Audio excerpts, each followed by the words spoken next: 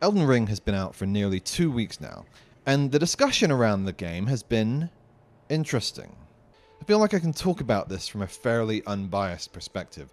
Those of you who watch me know that I'm staunchly anti-hype. I don't judge a game until my hands are on it. I've previously even talked about the bad faith discussion around Elden Ring before it was launched, the hype with gamers deflecting any criticism of a game they'd not even played yet. And now I'm here to talk about the opposite problem, people criticizing a game for all the wrong reasons. Let's get this out of the way. Now that it's out, Elden Ring is my game of the year, and I very much doubt that any game will top it unless Breath of the Wild comes in at the last minute. It's sublime. The reviewers are absolutely right in this case. The hype has been unreal, and people are buying the game in record numbers. I hope Miyazaki can afford all the best dominatrixes in Tokyo. But I think a lot of these folks are hype hoppers and forget that they didn't actually like Dark Souls, because Elden Ring is still fundamentally a Souls-like game. And as a result, a lot of people are frustrated. Mostly newcomers to the series who feel misled by some of the reviewers who claim that this was the most accessible FromSoft game yet. And I think this is a well-intentioned statement to try and get people to try the game. After all, a lot of people will find that they love it, that it will click for them, they will become one of us. But I refuse to sugarcoat it. This game is in some ways easier because you get a lot more choice about where to go and how to avoid things. But you will eventually have to fight Margit, and he has the attack patterns of a mid-game Souls boss. It's brutal. In fact, the lesson the game is teaching you is to not listen to it. What a fucking mindfuck for those used to more accessible games. You're expected to ignore the game's advice. The game is teaching you that its own advice is not to be trusted. You are on your own. This is just another way that Elden Ring brings its mechanics in line with the story.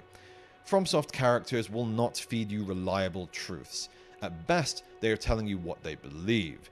At worst, they are deliberately misleading you.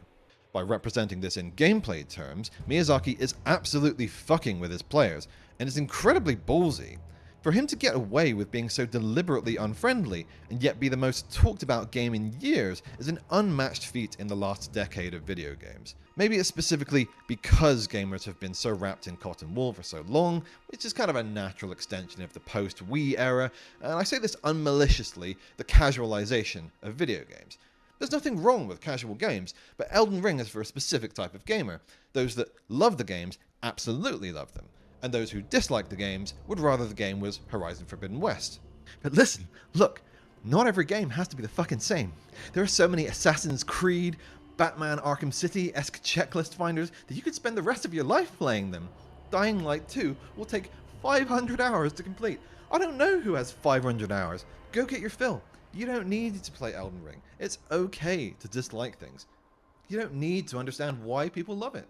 If you're curious, by all means, come and dip your toes in. You might end up like one of us. But if you know it's not for you, why did you buy it? It's like if a little weird restaurant opens and amasses a huge following. The people that love it, love it. It gets popular and eventually mainstream people start to go, but complain that there's no burger and fries. They say that the restaurant would be more popular if it served burgers and fries. And they'd be right. But then it wouldn't be that restaurant anymore, and the people who loved it for what it is wouldn't have it anymore. It'd just be another burgers and fries restaurant out of millions of burgers and fries restaurants. Here's the thing. Elden Ring is one of a few games left where the designer is allowed to just make what they want to make. Thank fuck. Hideo Kojima is similar, and though I'm not interested in watching another one of his movie games, I respect that he's making exactly what he wants to make. Yahtzee said it best, bad games are better than bland games. I'd rather have designers taking risks, making idiosyncratic choices, and coming up with mad brilliance than play another sequel, remake, or reboot that plays like every other fucking open world games released in the last 10 years.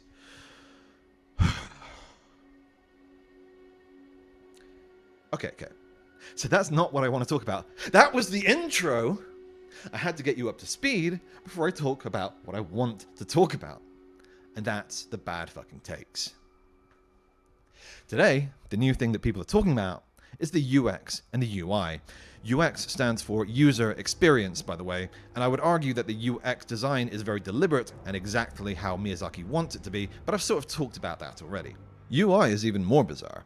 There are a lot of people making the blanket statement, Elden Ring's UI is bad.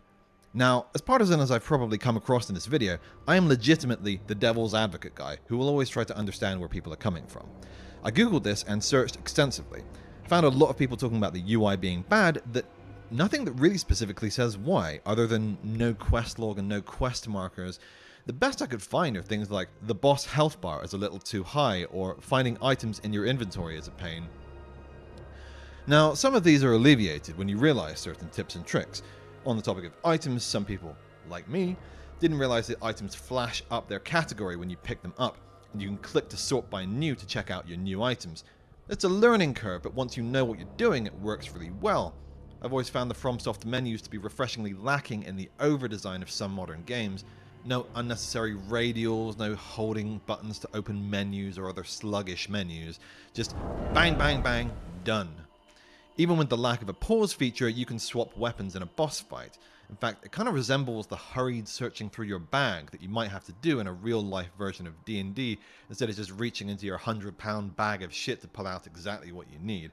If you want it to be easy, you either have to know your inventory off by heart, or keep that shit tight and organized. You could limit the number of items to, say, 8, which get upgraded and customized. That's what a lot of games do, like Doom. But Elden Ring is an RPG. Part of the fun is its idiosyncrasies. The wand of callous blue dick that shoots a leprechaun out that scales with a combination of faith and intelligence, which seems useless, but in the future some guy will use it to speedrun the game. Or the fact that you get literal turds to pick up with a funny item description. That kind of shit. Elden Ring goes further than ever into this category, and it's part of the fun of reading item descriptions, picking up random shit you find in your travels, and trying to figure out what its use is. It's part of the game. Now, obviously we can just disregard the complaints about the quest log and quest markers. I'm going to follow in the spirit of Miyazaki and just not insult your intelligence. We covered that. But honestly, I've been trying to understand the nitpicks about UI and the general statements, and it feels like a smokescreen. I don't know, man. I legitimately gave these complaints the time of day, but I smell something else. Let's use our gamer faculties for a minute. Look past face value and look a little deeper, shall we? A lot of people are frustrated with the game. It's hard. Elden Ring, like its predecessors, is absolutely unforgiving of your mistakes. Most people play video games to have fun, and Elden Ring is often a stressful, not fun experience. It takes a certain type of person to enjoy these games. A lot of people are feeling that frustration, but they don't know how to enunciate it. The game is incredible in so many ways, that much is obvious to even its detractors, and yet the review scores say 10 out of 10. The world is indeed massive and rich with bespoke characters, content, and incredible discoveries to be made. It's possible to recognize this and still be frustrated. But how to enunciate that frustration? Especially if, like many people, they aren't really used to analyzing on a deep, honest level. Nitpicking. The UX, the UI, it's a scapegoat. It's partially a response to the toxic elements of the Souls community. Say that you find the game too hard and you'll be met with a barrage of smug neckbeards who use their skill in video games to patch their leaky self-image. Nobody wants that. And so it is that bad faith conversations beget bad faith conversations. Such is the nature of the internet, where a long-form discussion so often gets the bin in favor of 280 characters or less, 1 minute or less. No wonder so much of discourse has been reduced down to dunking on journos or owning the Horizon Dawn devs. A good example is the conversation around pausing the game. This design is part of the idiosyncratic design I was talking about earlier. Miyazaki makes the game he wants to make, and he doesn't want pause features to be a thing. This is art, and he has the right to make the game he wants to make. But if you want to mod the game, fuck it, who cares? There's absolutely been times where I needed to pause the game but couldn't. It's annoying, makes the game inconvenient to play for those with kids, pets, doorbells, or anything else. By all means, mod the game. I'm not going to pretend that if I made Elden Ring, it wouldn't have some differences. But I didn't make Elden Ring. Hell, if you think you can make a better game, do it. Go on YouTube and start watching Unity tutorials. Be Eric Barone, be Amir Rao and Gavin Simon, be Tarn and Zach Adams, or join a company and work your way up the Japanese way. I'm not saying you don't have the right to criticize, but Miyazaki busted his ass to make the game he wanted to make, and thank fuck he did, because it's very, very hard in this industry for something to get made without it being ruined by some fucking committee. And I'd much rather play idiosyncratic and true to a vision than another fucking AAA turd. If you enjoy those AAA games, great, you won't run out of them anytime soon. but let me keep my Elden Ring, because it's precious, a precious, precious miracle. And so far, I actually have no major complaints.